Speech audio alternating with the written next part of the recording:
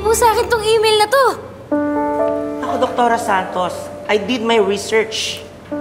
Ang email mo ay annalynSantosMD@fmail.com. Is it right? Tama, yun po yung email ko. Eh, tingnan niyo po tong email na to.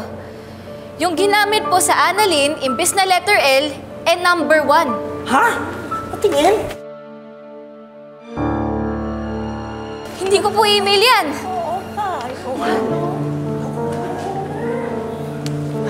Naku, ate. Tama nga, number 1 na yung nakalagay. Tumigil ka. Pero paano yung perang pinadala ko sa'yo? Pero may proof po ba kayo na ako po yung nakatanggap ng money transfer ninyo? Kasi pwede nga pong pangalan ko yung ginamit, pero fake ID po yung ginamit para i-claim yung pera. Naku, ate. Pwede nga yung ganun. Tumigil ka nga. Hoy! Tsaka-tsaka! Yang nagpadala sa'yo ng litratong yan, gusto lamang siraan ng apo ko. Ikaw ang nabudol! Dami tayo nakakaya kayo. Sabi, nakakaya. Ate, mukhang nabudol nga tayo.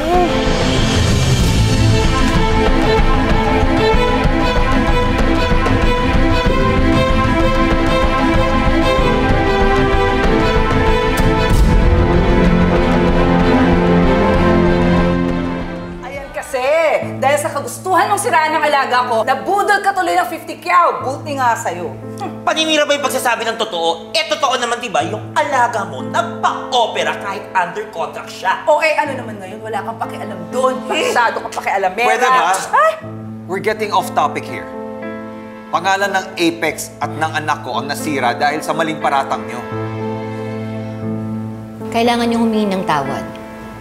Kailangan bawiin ninyo yung mga maling sinabi ninyo tungkol sa anak ko.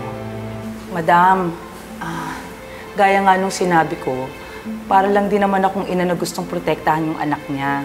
Pasensya na, sorry sa mga masasamang salitang sinabi ko sa inyo, pati na rin kay Doktora Santos. Alam niyo yung totoong may kasalanan nito?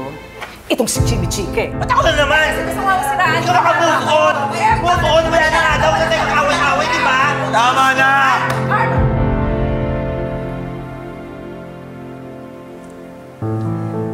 Doktora Santos, sorry po talaga.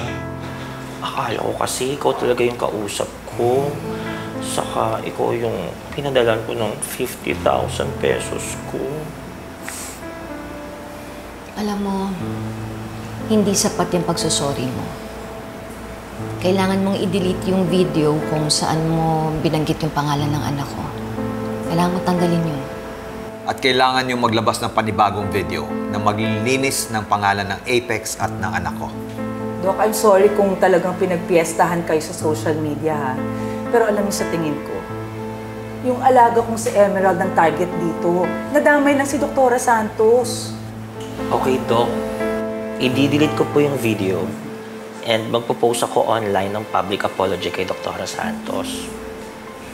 Pero, Doc, totoong picture talaga yung na-receive ko. Galing dito yon sa loob ng hospital. Sino ko kaya yung nag-leak?